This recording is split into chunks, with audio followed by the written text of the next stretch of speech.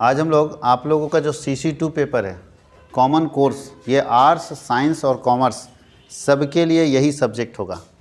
ये common paper है, Vinoba university हो चाहे अदर यूनिवर्सिटी हो झारखंड का, सारे जगह पे कॉमन पेपर है। CC2 इसलिए इसका नाम है CC2 कॉमन कोर्स 2।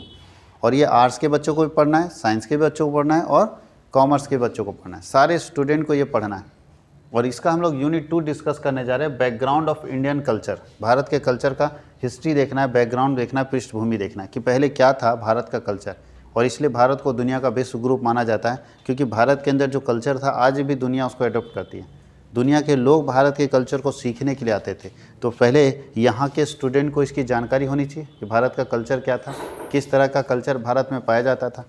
तो ध्यान दीजिए, ये तीनों स्ट्रीम के बच्चों को पढ़ना है। आर्ट्स के स्ट्रीम के बच्चों को भी पढ़ना है, कॉमर्स के स्ट्रीम के बच्चों को पढ़ना है और साइंस के स्ट्रीम के बच्चों को पढ़ना है। सबके लिए ज़रूरी है, इसलिए इसका नाम है कॉमन कोर्स। तो यूनिट 2 के अंदर सबसे पहले पढ़ना है भारत के विश्वविद्यालय के बारे में, जो पुराने विश्वविद्यालय भारत में स्थापित है उसके बारे में। तो उसमें हम लोग एक एक करके सारे विश्वविद्यालय के बारे में पढ़ेंगे। तो पहला शुरुआत करते हैं तक्षशिला विश्वविद्यालय। आप लोग सुने भी होंगे, तक्षशिला विश्वविद्यालय दुनिया का एक बहुत बड़ा विश्वविद्यालय में से एक था। तो चलिए इसके बारे में पढ़ते हैं। बोलता है वर्तमान में ये कहाँ है, चूँकि हम लोग 1947 के बाद अलग हुए, उससे पहले तो एक साथ था और पाकिस्तान भी भारत का अंग था, बांग्लादेश भी भारत का अंग था। बांग्लादेश और पाकिस्तान हम ही से कट के बना है। अरे हमसे कट के 2 पाकिस्तान बना, पूर्वी पाकिस्तान, पश्चिमी पाकिस्तान, फिर एक को बना दिया बांग्लादेश, तो 3 देश हो गए हम लोग कट के। तो सब इंडिया था, भारत था। नेपाल भी भारत था, नेपाल भी हम इंडिया से कट के बनाए, तो वह बात का चीज़ है, नेपाल बहुत पहले कट गया था। तो ये पूरा जो भारत का स्ट्रक्चर था, उसके पास तक्षशिला नाम की एक यूनिवर्सिटी थी जो दुनिया के लिए बहुत बड़ी यूनिवर्सिटी थी। और ये अभी के समय में अगर देखा जाए तो रावलपिंडी से 18 किलोमीटर दूर है उत्तर की तरफ। यानी रावलपिंडी चले जाइए, वहाँ से 18 किलोमीटर उत्तर दिशा की तरफ जाइएगा तो आपको वहाँ यूनिवर्सिटी मिलेगी, तक्षशिला विश्वविद्यालय। वो भी ख़त्म हो गया, जैसे नालंदा विश्वविद्यालय हम लोग का ख़त्म हो चुका है। इसको बर्बाद कर दिया, क्योंकि दुनिया का विश्वगुरु बनना मतलब दुनिया के जितने लोग यहाँ आक्रमण करने आए उनको यही समझ में आ रहा था कि यहाँ के लोग इतने तेज़ कैसे हैं, इतने स्मार्ट कैसे, भाई इतने पढ़े लिखे कैसे हैं। तो पता चला इनके पास विश्वविद्यालय, इनके पास बहुत सारी किताबें हैं, इनके पास बहुत सारी रिसर्च है। बोला ख़त्म कर दो सबको। जब तक पढ़ाई को बर्बाद नहीं करोगे लोग पंगु नहीं होगा, लोग ख़त्म नहीं होगा। जिस जगह पे शिक्षा को ख़त्म कर दिया गया ना, वो अपने आप लोग ख़त्म हो जाएगा, व्यवस्थाएं सब खत्म हो जाएगी। और शिक्षा को अगर ख़त्म नहीं करेंगे तो दिक्कत है। इसलिए सारे लोग शिक्षा के ऊपर ही अटैक किया। देख लीजिए जितने विदेशी लोग आए, हमारे शिक्षा पद्धति के ऊपर सबसे ज़्यादा अटैक हुआ है। विश्वविद्यालय को बर्बाद किया गया, जलाया गया, यहाँ तक कि मैकाले जो है शिक्षा नीति लागू कर दिया।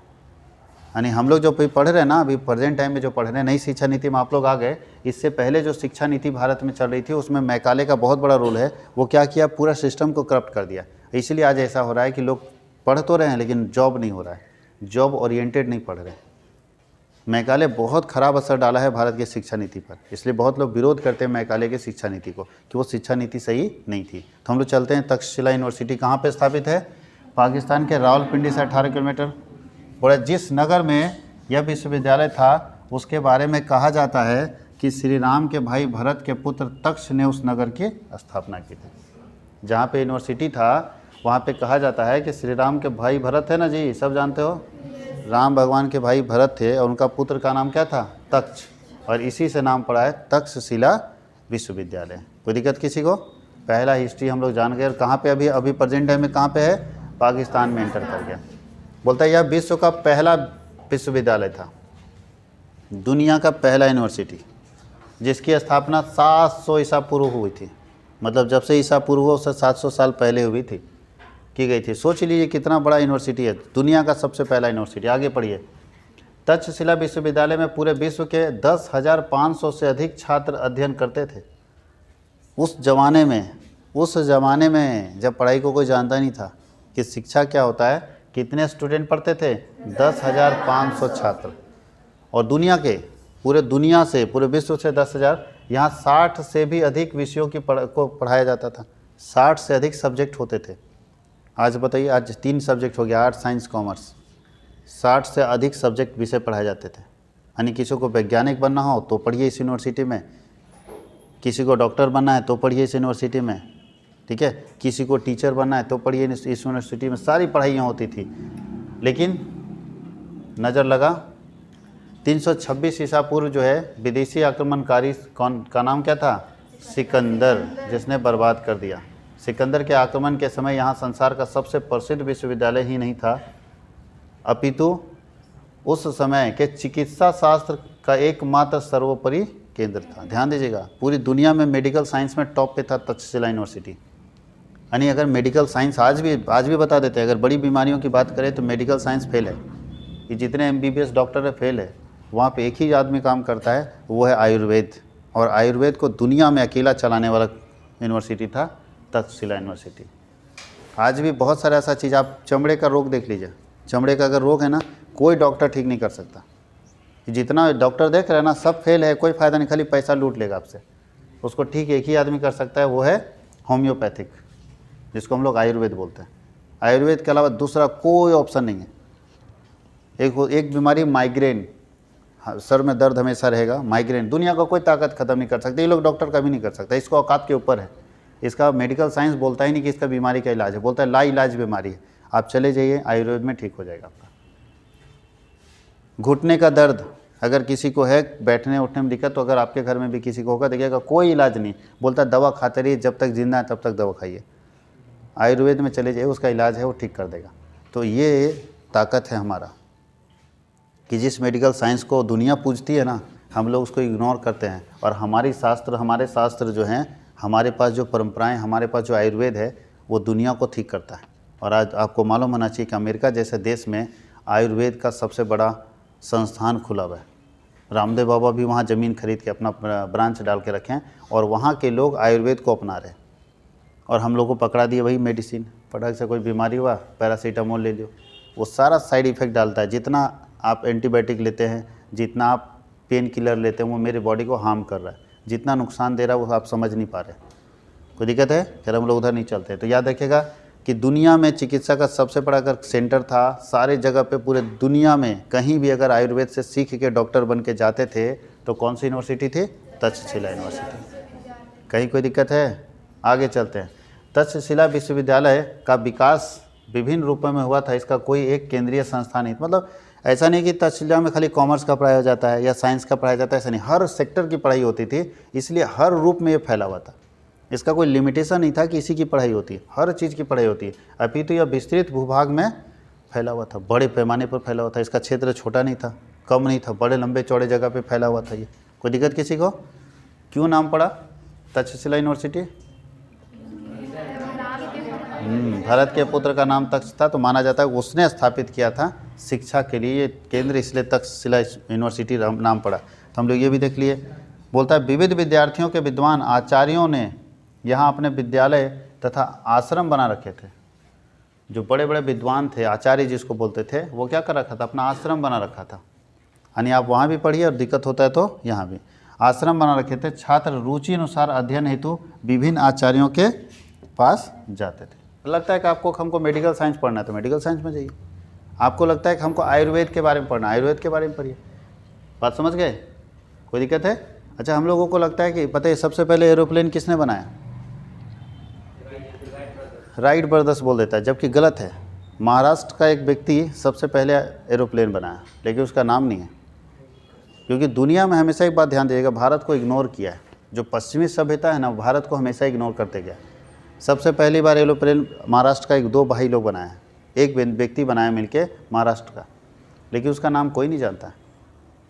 क्योंकि दुनिया फिर बता रहे हैं, नोबेल प्राइज हो या हर चीज़ हो, भारत को लोग इग्नोर करता है, क्योंकि जानता है भारत अकेला, इसको जितना प्रेशर जितना दबाओगे उतना ही अच्छा है। अगर इसको छोड़ दिए तो ये विश्व गुरु बन जाएगा फिर से। इसलिए जितने पश्चिमी देश हैं वो भारत को कभी वैल्यू नहीं देता था, इसी कारण से। और नाम किसका फैला दिया? राइट ब्रदर्स का, जबकि पहले ये बना चुका है उससे। आप देखिए ढूंढ के हिस्ट्री में सबसे पहले कौन, गूगल करके देखिएगा। लेकिन लोग जानता नहीं, उसको फैलाया नहीं, और लोगों को पढ़ाया क्या गया? वही पढ़ाया गया।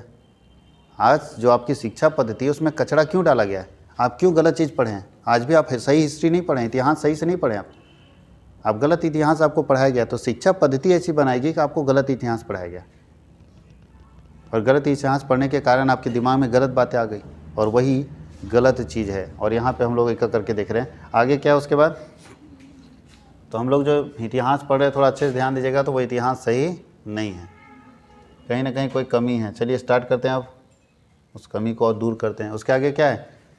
कि जिस विद्वान के पास जिसको जाना होता था वो चला जाता था और अपना रुचि अनुसार वो पढ़ाई करता था। यहाँ तक पढ़ चुके। बोलता है महत्वपूर्ण पाठ्यक्रम। देखिए क्या क्या पहले पढ़ना होता था। पहले वेद वेदांत था, आप ये पढ़ सकते थे। अष्टादश विद्याएं सीख सकते थे, दर्शन सीख सकते थे, व्याकरण सीख सकते थे, अर्थशास्त्र, राजनीति, युद्ध विद्या, शस्त्र संचालन, ज्योतिषी, आयुर्वेद, ललित कला, हस्त विद्या, अश्व विद्या, मंत्र विद्या, विविध भाषाएं सीख सकते थे, शिल्प, ये सब शिक्षा प्राप्त करते थे। ना फिजिक्स था, ना केमिस्ट्री था, ना मैथ्स था, ना बायोलॉजी था। जो पीसीएम और पीसीबी वाले चिड़ है ना, पूरा घमंड में रहता है पीसीबी लिए हैं, जिंदगी में कुछ करे ना करे खाली पीसीबी में फुला हुआ है। यहाँ तक कोई दिक्कत है? ये सारी शिक्षाएं पहले मिलती थी तक्षशिला यूनिवर्सिटी में। प्राचीन भारतीय साहित्य के अनुसार पाणिनि, कौटिल्य, जिसका नाम आप सुनते हैं और भारत का धरोहर बोलते हैं इसको, कि हमारे पास पाणिनि था, हमारे पास कौटिल्य जैसा व्यक्ति था, अर्थशास्त्र का विद्वान, हमारे पास चंद्रगुप्त था, हमारे पास जीवक था, हमारे पास कौशल राज था, हमारे पास प्रेषणजीत था, आदि महापुरुषों ने इसी विश्वविद्यालय से अपनी शिक्षा प्राप्त की थी। ये जितने विद्वान को लेकर जब तक हमारे पास ये सब लोग थे, तो ये सब लोग पढ़े कहाँ से थे? तक्षशिला यूनिवर्सिटी से ही पढ़े थे। कोई दिक्कत किसी को? चलिए आगे चलते हैं। तक्षशिला विश्वविद्यालय में वेतन भोगी शिक्षक नहीं थे। मतलब वहाँ जो शिक्षक थे वो वेतन के आधार पर नहीं होते थे कि उनको सैलरी मिलेगा और पैसा कमाना है। पैसा कमाना उनको उद्देश्य नहीं था, ना ही कोई निर्दिष्ट पाठ्यक्रम था, कोई सिलेबस नहीं था, ना तो सैलरी किसी को मिलता था, ना कोई सिलेबस था। बस सब कुछ सिखा देना है, ठीक है, सब कुछ सिखा देना। आजकल की तरह पाठ्यक्रम की अवधि भी निर्धारित नहीं थी और ना ही कोई विश्वविद्यालय का प्रमाण और उपाधि मिलता था, ना तो सर्टिफिकेट मिलता था, ना डिग्री मिलता था, ना ही कोई पाठ्यक्रम था और ना ही समय अवधि था कि इतने दिन में कोर्स ख़त्म कर देना है। आज लोग प्रेशर में क्यों जी रहे? रफ्तार में भागे जा रहे कि भैया इतने दिन में कोर्स ख़त्म। टाइम लिमिटेशन है, कोर्सेस है, डिग्री है, सर्टिफिकेट है। उस समय बोलता था कुछ नहीं है, तो कुछ नहीं टीचर को क्या सिखाना बताइए? तो सब कुछ ना सिखा देगा। फिजिक्स पढ़ रहे हो तो क्या करेंगे? पता चला कि अभी नए नए आए हो और तुमको हो सकता है 4 साल आगे का कोर्स पढ़ा दिया। हाँ या नहीं? आज टीचर बोलते हैं नहीं ये तुम्हारे लेवल के ऊपर का चीज़। उसमें नए बच्चे को भी सारा कुछ दिया जाता था कि तुम अगर ये पढ़ रहे हो, मोशन के बारे में पढ़ रहे हो तो मोशन का सारा चीज़ जान लो। मेडिसिन के बारे में पढ़ रहे तो इस बीमारी का पूरा चीज़ जान लो, पहले इस बीमारी को सीख लो तब तुम दूसरे बीमारी में इंटर करना। मतलब पूरा चीज़ एक ही बार में उसको मिल जाता था, तो बच्चे तेज होते थे। यहाँ तक कोई दिक्कत है? आगे देखिए क्या है। शिष्य की योग्यता और रुचि को देखकर जो आचार्य होते थे, गुरु होते थे, उनके लिए अध्ययन की अवधि स्वयं निश्चित कर लेते थे। वो देखते थे कितना समय ये पढ़ सकता है, उसकी योग्यता और किसको देखकर? रुचि को देखकर, उसका इंटरेस्ट कितना है और एबिलिटी कितना है, उसका अवधि को देखकर आचार्य जो है खुद निश्चित। परंतु कहीं कहीं कुछ पाठ्यक्रम की समय सीमा निर्धारित थी, कुछ जगह पे पाठ्यक्रम की समय सीमा भी निर्धारित थी और कुछ जगह पे गुरु जी जो होते थे, आचार्य जो होते थे, वो शिष्य के रुचि को देखते थे, उसका इंटरेस्ट कैसा है और उसकी योग्यता को देखकर वो अपना पाठ्यक्रम और तय निर्धारित कर देते थे समय कि कितने दिन में इसको कंप्लीट कर देंगे। आगे पढ़िए। चिकित्सा के कुछ पाठ्यक्रम 7 वर्ष के थे। मेडिकल का पढ़ाई कितना दिन का होता था? 7 साल का। तथा पढ़ाई पूरी हो जाने के बाद प्रत्येक छात्र को 6 माह का शोध, 6 माह तो 6 महीने का शोध करना पड़ता था, रिसर्च करना पड़ता था और इस शोध का कार्य वह कोई औषधि की जड़ी बूटी पता लगाता तब जाकर उसे डिग्री मिलती थी। मतलब बोलता है कि नया तुम जड़ी बूटी पता लगाओ, जो अभी तक दुनिया में है वो नहीं, जो नहीं है वो बताओ। घास को चेक करते रहो, घास क्या है, पत्ता को चेक करो, इससे क्या बीमारी हो सकता है, खोज करो। जब रिसर्च तुम कर लोगे तब तुमको डिग्री मिलेगी कि तुम अब क्या हो गए हो। क्या बोलते उसको? बोलते थे पहले जी, पहले जो चिकित्सा करता था उसको, पहले जो आपका इलाज करता था उसको वैद्य बोलते थे। क्या बोलते थे? वैद्य। तो बोलता है वैद्य का डिग्री आपको तब मिलेगा, तो वैद्य जी आप तब बनेंगे जब आप कुछ नया जड़ी बूटी ढूंढ के लाएंगे। आज पीएचडी हो गया, रिसर्च करके लाइए, अब जड़ी बूटी ढूंढिए कि किससे क्या हो सकता है, तब ना मानेंगे कि आप वैद्य हो गए। मतलब आप नए नए जड़ी बूटियों को खोज सकते हैं, आप नई नई बीमारियों का इलाज ढूंढ सकते हैं। तो वैद्य की डिग्री मिलती थी, ये था तक्षशिला यूनिवर्सिटी। कहाँ स्थापित था? जल्दी से बताइए फटाफट। पाकिस्तान में बोल दीजिए, उतना रावलपिंडी नहीं जोड़ना है। पाकिस्तान में अभी है, वर्तमान पाकिस्तान, पहले भारत है ना, वर्तमान समय में पाकिस्तान में। कोई दिक्कत किसी को? किसके नाम पर हुआ था ये समझ गए? ये दुनिया का पहला विश्वविद्यालय था, ये भी समझ गए। कितने बच्चे यहाँ पढ़ते थे वो भी समझ गए। यहाँ पे कोर्सेज के कोई लिमिटेशंस नहीं थे, बहुत सारे कोर्सेज पढ़ाए जाते थे, समय की कोई पाबंदी नहीं होती थी। यहाँ तक कोई दिक्कत है? ये पूरा तक्षशिला यूनिवर्सिटी का है। अब चलते हैं दूसरा, तक्षशिला यूनिवर्सिटी समझ गए सब लोग? ये हमारा धरोहर है सर, संपत्ति हमारे लिए है। हम लोग इसको भले संभाल के ना रखें, आज भले पाकिस्तान में चला गया, लेकिन आज भी तक्षशिला को भारत के नाम से जाना जाता है, क्योंकि पाकिस्तान उसको आज भी धरोहर नहीं बना के रख पाया। जितना हम नालंदा को मेंटेन करके रखे हैं, तक्षशिला को मेंटेन नहीं कर पाया, लेकिन आज भी तक्षशिला को ज़िंदा रखने की ज़रूरत है। और हम लोग तक्षशिला से ज़्यादा नालंदा इसलिए जानते हैं क्योंकि तक्षशिला पाकिस्तान में चला गया ना, तो हम लोग वहाँ जाना बंद कर दिए, कोई जाता नहीं इंडियन। कुछ लोग यहाँ से वीज़ा लेके जाते हैं देखने के लिए तक्षशिला यूनिवर्सिटी, और नहीं तो हम लोग नालंदा को तो ज़रूर देखते हैं। बिहार की शान, आन बान शान, और दुनिया की ये भी बड़ी यूनिवर्सिटी में से एक नालंदा यूनिवर्सिटी। दिख रहा है ना आपको? पहले ऐसा था, खंडहर बन गया, अब है नहीं, अब क्या बन गया है? खंडहर बन गया। तो देख लो यूनिवर्सिटी का फ़ोटो, नालंदा यूनिवर्सिटी, ये भी अपने आप में बड़ी यूनिवर्सिटी थी। कब स्थापना हुआ था? चलिए इसका इतिहास पढ़ते हैं। कब विश्वविद्यालय की स्थापना? 450 ईस्वी में हुई थी, ईसा पूर्व नहीं है, 450 ईस्वी में, यानी तक्षशिला से बहुत साल बाद, लगभग 1200 साल बाद। तक्षशिला यूनिवर्सिटी के 1200, क्योंकि वो 750 ईसा पूर्व हुआ था ना, फिर 400 इधर, तो 750 उधर और 400 इधर, 1100-1200 साल पहले, 1200 साल बाद ये बना। कौन बनाया था इसको? सम्राट कुमार गुप्त। कोई दिक्कत है? सम्राट कुमार गुप्त। नालंदा विश्वविद्यालय की स्थापना, प्राचीन विश्वविद्यालय में क्या लिखा हुआ है? नालंदा विश्वविद्यालय की स्थापना नालंदा के प्राचीन विश्वविद्यालय का अनुकरण करने के लिए की गई थी, जो 5वीं और 13वीं शताब्दी के बीच कार्य करता था।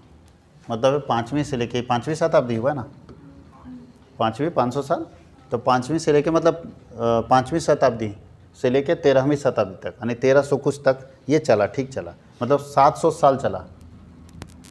700 साल बोलते, 7 साल ना जी, 5वीं 6वीं 7वीं 8वीं 7 ही साल ना, नहीं शताब्दी है ना, 700 साल चला, 700 साल है, शताब्दी में 7 साल कैसे हुआ? कोई दिक्कत है? कितना साल चला? 700 साल चला। कोई दिक्कत किसी को?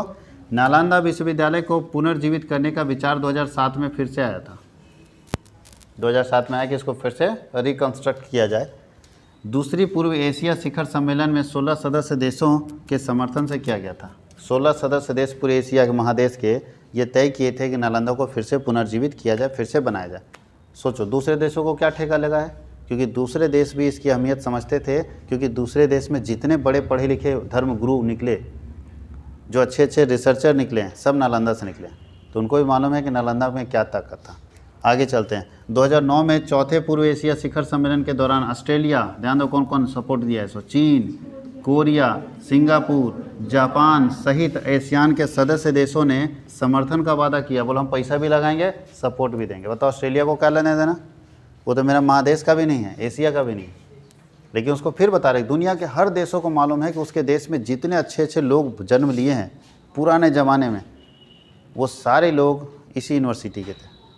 हाँ या नहीं? अभी हम लोग कौटिल्य को बहुत बड़ा मानते हैं। आज कौटिल्य को पता चल गया कि तक्षशिला से पढ़े हुए हैं, तो इसका ताकत देखिए, उस यूनिवर्सिटी का ताकत क्या था कि वहाँ से कितने अच्छे अच्छे लोग बन के निकले। तो इसलिए ये सारे देश समर्थन कर रहा था कि हम आपको हर संभव मदद करेंगे, फाइनेंशियली सपोर्ट चाहिए, पैसे का वो देंगे, जैसे टेक्नोलॉजी का सपोर्ट चाहिए, लेकिन इस यूनिवर्सिटी को जिंदा कीजिए। उसके आगे क्या है? ये कहाँ पे है? बिहार की राज्य सरकार ने अपने नए परिसर के लिए स्थानीय लोगों से प्राप्त भूमि विश्वविद्यालय को सौंप दी। मतलब है नया यूनिवर्सिटी का जगह वहाँ पे नहीं है, किसी और जगह पे इसको सेटअप किया जाएगा।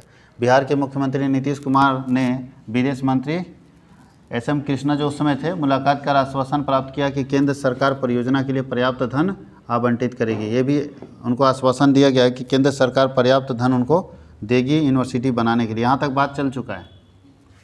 वास्तुशिला डिज़ाइन को एक वैश्विक, ठीक है, प्रतियोगिता के आधार पर चुना गया। यानी डिज़ाइन कैसा होगा, तो पूरे दुनिया में सबको बोला गया कि आप यूनिवर्सिटी का डिज़ाइन तैयार कीजिए। जो अच्छे अच्छे कौन थे?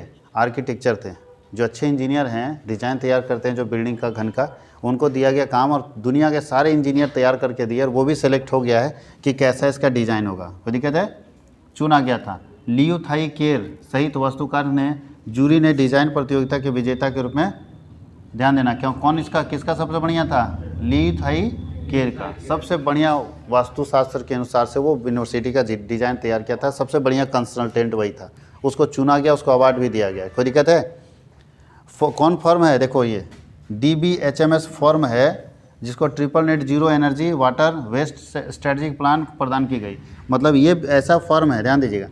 कौन इंजीनियर को दिया गया पूरा डिज़ाइन तैयार करने का काम, लियू थाई केर को। और एक ऐसा बिजनेस था, फॉर्म था, जिसको दिया गया कि आप उस जगह पे triple net zero energy water supply waste strategic plan आप तैयार कीजिए कि पानी कैसे कैसे सप्लाई होगा, जो वेस्टेज होगा वेस्ट होगा उसको कैसे ट्रीट करेंगे, तो उसके लिए प्लान तैयार किया करने के लिए इस फॉर्म को दे दिया गया।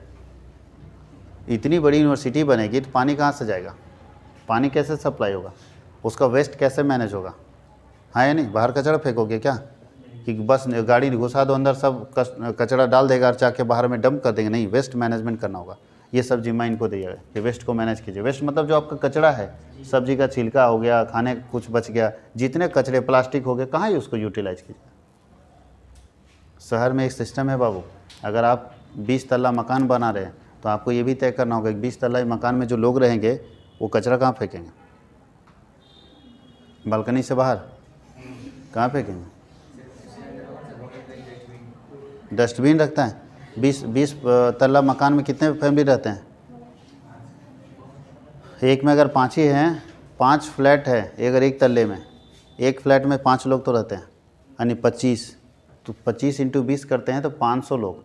500 लोग कचरा जो फैलाएंगे वो कहाँ फेंकेंगे? डस्टबिन भर जाएगा सर दिन भर में, कहाँ रखिएगा? ठीक है, डस्टबिन भर भी गया, आप कहाँ उसको फेंकिएगा?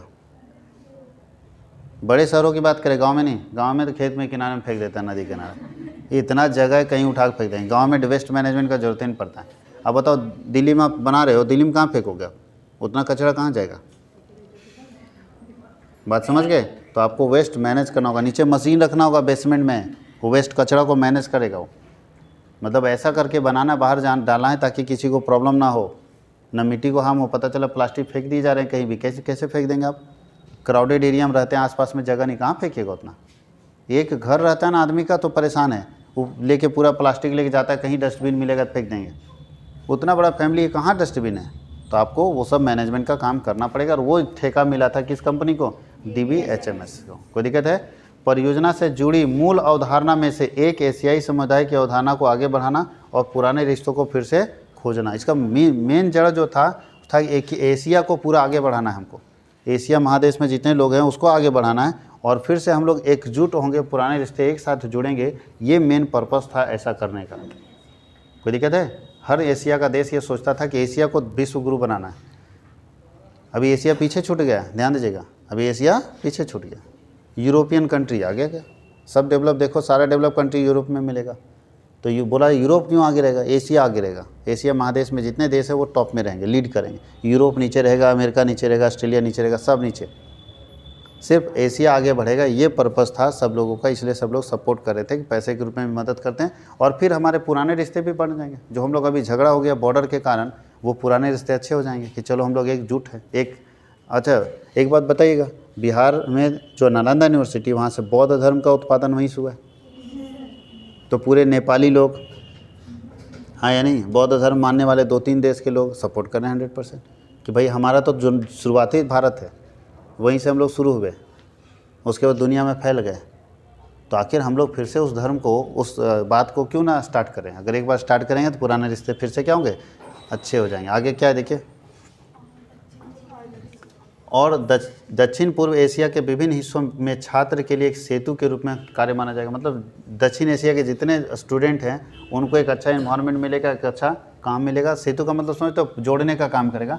विश्वविद्यालय को राष्ट्रीय महत्व में एक अंतर्राष्ट्रीय संस्थान के रूप में देखा जा सकता है। इसे अपना पहला शैक्षणिक सत्र 1 सितंबर 2014 से स्कूल ऑफ हिस्टोरिकल स्टडी और school of ecology and environmental studies में 15 छात्र के साथ शुरू किया। फिर से शुरू हो चुका है। कितने छात्र के साथ? 15। कब? 2014। कोई दिक्कत है? आगे पढ़ते हैं। राजगीर में बिहार राज्य पर्यटन विकास निगम द्वारा संचालित एक होटल ने प्रारंभिक छात्रावास आवास प्रदान किया। मतलब आखिर स्टूडेंट पढ़ रहे हैं 15 स्टूडेंट, तो उनका हॉस्टल चाहिए ना, तो हॉस्टल के लिए एक होटल दे दिया इसको कि भाई जाइए मेरा होटल यूज कीजिए आप हॉस्टल के तौर पर। इसको बोल रहे प्रारंभ में राजगीर में अस्थायी सुविधाओं के साथ स्थापित 160 हेक्टेयर में, यानी 400 एकड़ में यूनिवर्सिटी फैला हुआ। ध्यान दीजिए कितने एकड़ में, 400 एकड़ में फैला हुआ एक आधुनिक परिसर का निर्माण किया जा रहा है। 400 एकड़ बहुत बड़ा होता है, कोई दिक्कत है, जिसमें 80% से अधिक 2021 तक पूरा हो चुका है। मतलब जल्द ही आपको फिर से नालंदा यूनिवर्सिटी मिलने वाला है। जानते थे आप लोग? नहीं जानते थे, पता ही नहीं था नालंदा फिर से जिंदा हो रहा है, पुनर्जीवित हो रहा है और लगभग 80% काम हो चुका है और फिर से दुनिया के लिए एक विश्व गुरु बनने का काम भारत करेगा। कोई दिक्कत है, कोई तकलीफ? चलिए, विश्वविद्यालय ने जनवरी 2020 से अपने 455 एकड़ के नए परिसर में काम शुरू कर दिया। फिर से एक नया परिसर, ध्यान दीजिएगा, 20 में 2000, वो तो पहले वाला था, अब एक नया परिसर बनाना है, नया बिल्डिंग बना रहा है। ये तो बन गया एक बिल्डिंग और एक और बना रहा है। जब कब से शुरू किया है? 2020 में, यानी केंद्र सरकार 2020 से। आपको मालूम है ये जो समय है वो कौन लाया था इसको? ये 2014 में शुरुआत हुआ बनना, और आपको मालूम है कि 2021 तक कितना साल होता है जी? 7 साल में 400 एकड़ ज़मीन पर बिल्डिंग बना दिया। ये सरकार की अपनी प्लान है। भारत सरकार इस मूड में चल रही है, मोदी जी की सरकार इस मूड में चल रही है कि 7 साल में 400 एकड़ ज़मीन पर बिल्डिंग बना दिया। कोई कोई तो आदमी 3 साल में घर बनाता है, नहीं 6 कमरे का। सोचिए कितना बड़ा इंफ्रास्ट्रक्चर तैयार किया और किस जोर शोर से काम चल रहा है कि 7 साल में बना दिया, उसके बाद बोलता और बनाएंगे। 2020 में 455 एकड़ पर और बनाएंगे। मतलब सोचिए कि जब ये स्टार्ट होगा ना तो दुनिया का पहला यूनिवर्सिटी होगा। जितना बड़ा ये बन रहा है, जितना भव्य ये बन रहा है, इस सरकार में जो भी काम हो रहा है ऐतिहासिक काम हो रहा है, जो भी काम हो रहा है ऐतिहासिक काम हो रहा है। देखिए नया संसद भवन बन रहा है तो एकदम बेजोड़ बन रहा है, दुनिया में सबसे बड़ा संसद भवन बन रहा है, तरीके से बन रहा है। जो भी काम हो रहा है ज़बरदस्त हो रहा है। अब सोचिए कि यूनिवर्सिटी 455 एकड़ और 400 एकड़, 855 एकड़ समझते हो? घूमने के लिए 3 महीना लग जाएगा। पैदल चलोगे 3 महीना से कम नहीं लगेगा घूमने में, पैदल चलोगे तो। जाएंगे कैसे? वहाँ गाड़ी चलती है अंदर में कैंपस में, बस बैठ के जाना पड़ेगा भाड़ा देके। समझ गए? कोई दिक्कत है? यहाँ BHU है ना जी, बनारस हिंदू यूनिवर्सिटी, वो भी आपको पढ़ना है। BHU में आप गेट से अंदर चले जाओ, मजा ले जाओ, आप पैदल चल लोगे। वो भी एकड़ में फैला हुआ है, वो बोलता है 300 साढ़े 300 एकड़ में वो भी है, 350 सुपर ही होगा। बनारस हिंदू यूनिवर्सिटी BHU, अलीगढ़ मुस्लिम यूनिवर्सिटी, वो भी बहुत बड़ा कैंपस है, वहाँ भी आपको बस से चलना पड़ेगा। आप अपना डिपार्टमेंट नहीं जा सकते हैं गेट पर से, वहाँ से आपको चल के जाना होगा, बस चलता है अंदर में, भाड़ा दे के जाना होगा। किलोमीटर का किलोमीटर, 15 किलोमीटर बाद तुम्हारा है। तुम सोचोगे अब तो गेट आ गए हैं, अब तो मेरा ये मारखम कॉलेज है, बस यही वाला बिल्डिंग है। मारखम आनंदा है क्या कि घुसे और सामने बिल्डिंग दिख गया? पता चला 15 किलोमीटर बाद तुम्हारा बिल्डिंग है, तो 15 किलोमीटर पैदल जाओगे। समझ गए? अलीगढ़ मुस्लिम यूनिवर्सिटी, बनारस हिंदू यूनिवर्सिटी, ये सब बड़े बड़े यूनिवर्सिटी। उसी तरह से नालंदा यूनिवर्सिटी का कितना बड़ा कैंपस हो जाएगा वो देखिए। आगे देखो इधर क्या है, सो ठीक से पढ़िए। 455 एकड़ ज़मीन का नए परिसर का काम शुरू कर दिया गया है। विश्वविद्यालय के आसपास कम से कम 200 गाँवों को पुराने नालंदा की याद ताज़ा करते हुए विश्वविद्यालय से जोड़ दिया गया। मतलब 200 गांव टोटल मिला के कैप्चर होगा और वो अभी गांव जिंदा रहेंगे, उसको हटाया नहीं जा रहा है, जिंदा रखा गया ताकि नालंदा विश्वविद्यालय का पुराना याद ताज़ा हो सके। पुराने में क्या था, गांव जुड़े हुए थे ना सब, विश्वविद्यालय से गांव सटे हुए थे, तो वही गाँवों को जोड़ दिया गया। 200 गाँव छोटा मोटा नहीं होता है। अभी खाली 200 गाँव जिंदा है, वो कैंपस कितना बड़ा लिया सोचिए। ऊपर एरिया है ना जी, 400 एकड़ समझते हो, दूर तक देख नहीं पाओगे। कोई दिक्कत किसी को? 28 मार्च 2006 को भारत के 11वें राष्ट्रपति APJ अब्दुल कलाम ने नालंदा विश्वविद्यालय के पुनरुद्धार के लिए बिहार विधानमंडल के संयुक्त सत्र को संबोधित करते हुए यह विचार प्रस्तुत किया था। सबसे पहले यह बात कौन लाए हैं? जो उस समय के राष्ट्रपति हुआ करते थे। 2007 में बिहार विधानसभा में नए विश्वविद्यालय के निर्माण के लिए एक विधेयक पारित किया गया और यह तब से काम चल रहा है। नालंदा विश्वविद्यालय विधेयक 2010 लाया गया। 21 अगस्त 2010 को राज्यसभा में और 26 अगस्त 2010 को लोकसभा में इसको पारित किया गया। मतलब अब बनेगा ही बनेगा। बिल बना के राष्ट्रपति को मंजूरी के लिए भेज दिया गया, राष्ट्रपति भी इसको मंजूर कर दिए गए और तब से ये कानून अस्तित्व में आ गया और तब से काम शुरू हो गया नालंदा यूनिवर्सिटी का। कोई दिक्कत किसी को? अच्छा लग रहा है कहानी सुनने में? तो एक समय की बात है बच्चों, एक और सुनते हैं। प्राचीन नालंदा विश्वविद्यालय की स्थापना गुप्त काल के दौरान 5वीं सदी में कौन किया था?